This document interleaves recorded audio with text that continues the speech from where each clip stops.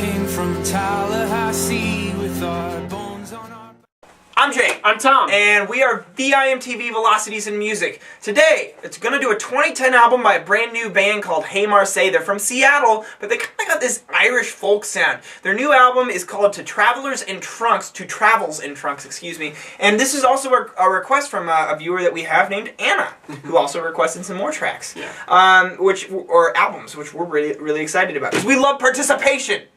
By the way, if you want to request some stuff, go to www.velocitiesandmusic.com. And leave us a comment just requesting stuff. Anyways, Hey Marseille to Travels in Trunks. Very indie folk, very Decemberists, Mumford and Sons, Sufjan Stevens, and freelance whale sounding. If I was going to compare it, I'd wrap all that together.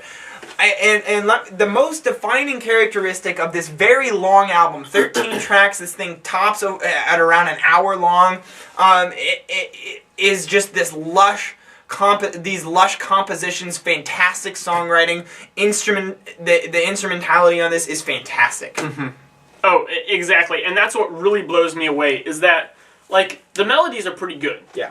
They're good, but what's really impressive about this album is the arrangements and the composition of these extra instruments that are in there. You got cellos, you got accordions, you got horns, you got other strings too, you got pianos. Oh, the piano is what does it for me. Yeah, and that, to me, the way those are arranged actually surpasses a lot of the, like, bare bones melodies and songwriting that's there. I mean, obviously that instrumentation is part of the songwriting, but I mean, just it flourishes above and beyond what's actually there when it settles down into a song structured like format.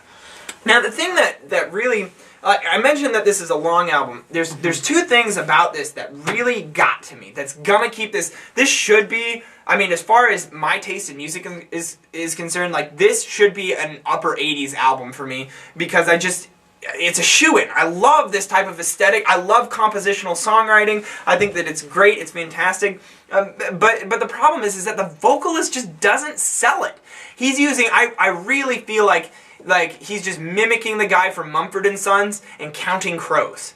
Really, really bad. And I feel like not only that, but I feel like his vocal parts are bland, and he does similar things on almost all the songs. It sounds to me, Tom, and tell me if you agree, it just sounds to me like he just isn't into the music. Here's all this lush, awesome songwriting going on, and he's just kind of half-ass singing. It's a little reserved, for sure. It's got that kind of too much, like, pretty boy American Idol type sound, and there's not a whole lot of uniqueness to the quality of his voice, which I'll let that slide, because you don't always have control over what your voice is going to sound like when you start singing. I mean, some people's voices just naturally have that quality, and that's okay, but that can be made up for if you sing with enough attitude and believability and edge, and that's not really here. This is supposed to be kind of, for what it seems to me, like a quasi-conceptual love story or romance throughout the whole thing.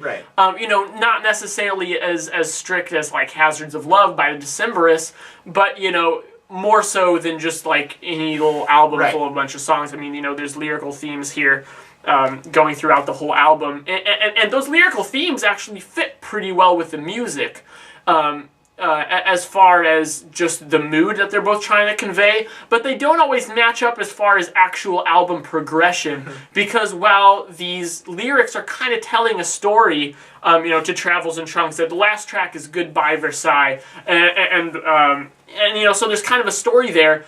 But throughout that, the instrumentals are just kind of going all over the place. So I almost would have wished that it would have gone either way more conceptualized or just not at all. Because to me, there's a little bit of a clash between one aspect of it being conceptualized and the other not. And to me, the vocalist just doesn't sell it.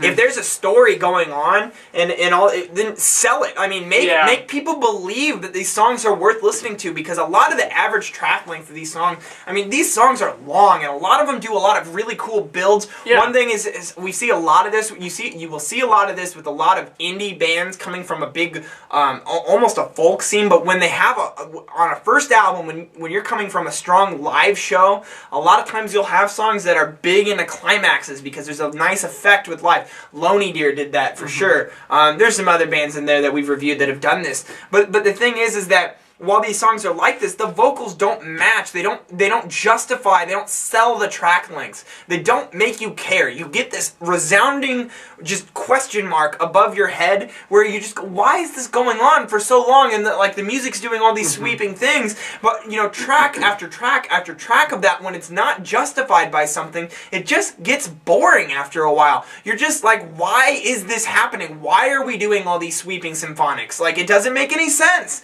It's not practical, and it gets old after a while. If you do any album out there, if you're following the same concept over and over and over again without providing some justification or changing things up a bit, it's gonna get stale after a while. And especially after an hour of it, I get tired of this by the end. I don't feel like my 3 track picks are in the first 5 songs. There's 13 songs on the album, That says something to me. That says something that this album peaks early because there's too much repetition. I feel like the vocalist doesn't sell it throughout the album. I feel like, he's the guy telling everybody to drink the Kool-Aid, but then he's dumping his glass out here. He is the politician telling you that he's raising taxes and then not paying his. Like, it's hard to believe, it's hard to back a vocalist who just seems to not give a shit. It's kind of the same problem that I had with the vocalist on Snow Patrol's Final Straw. I agree. And not to say that this sounds anything like Snow Patrol, that's not what I'm trying to say. I'm just saying I got that same feeling from his attitude. Right. And it is a little lacking. To tell you the truth, I don't think it bothered me quite as much as it bothered you. Maybe just because I think that the instrumental arrangements are so incredible on this album that it doesn't entirely make up for the vocals, but it definitely makes it better. But it's true, the vocals, just in their presentation, the performance, don't have a lot of depth or feeling, whereas this seems like a subject where there needs to be that. Well, I just feel like if you're going to have all these really cool aspects to your music, why put anything in there that's not on the same level? Why have everything else be up here and then the vocals right here that's subpart? Why not just take the damn vocals out? It would have sounded better on some of these tracks if there just weren't vocals. Plus the fact that the album could have just done without a couple of these super long tracks. Yeah. They're all good, but take out a couple, and it would have been much more, it would have been just albumized. They could have albumized it better, I think. I feel like that because of these things, this album's going to work really well on Pandora. If you're listening to, or Django or some other sort of fed system to where it's just picking out a random track, you're going to love some of these tracks because track by track, they're all very strong, but as an album, it just doesn't cut it for me. If you like this, and Anna, I'd really recommend to you, if you haven't listened to Fun's album, Aim and Ignite. Yeah, I like that. I think that's a kind of in the genre, but I think some of the things that we're talking about, they fix a little bit. Freelance Wells. Yeah, Freelance Weather Vanes is awesome. And I'd even say, if you haven't listened to the Decemberists Hazards of Love, shame on you, everyone, because that album's incredible. And that's the example of a vocalist selling it. It's believable. And if you can't sell it, then don't do it. It's frustrating. If you're going to make nice acoustic pieces that are compositions, then do it. Don't put vocals to it then. It's frustrating to me. But at the same time, some of these arrangements are just so fantastic, it's hard to discount them. So I'm still going to give this a decent score. My favorite tracks, Tom. Track 2, the title track to Travels in Trunks. Track 4, Rio, which is also the single, which I think is just fantastic. I got the music video down there at our website. It's fantastic. And then track 5, Cities. I'm going to go track 2 to Travels in Trunks as well. Track 9, Calabasas. That is one of the longer tracks, but I think it's a good build. It sounds like a closer. It would make a great closer. I really like track 11 from a Terrace. That's my last track pick. Really like that song. And overall, I feel like this album, while there's some weaker points, it still provides a lot of things that are worth listening to. So I'm going to give this a 72. I'm also going to give it a 72.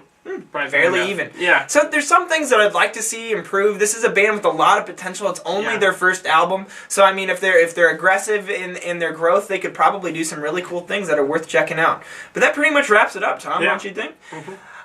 I don't got much else to say. I'm Jake. I'm Tom. We are VIMTV, moving music critique forward.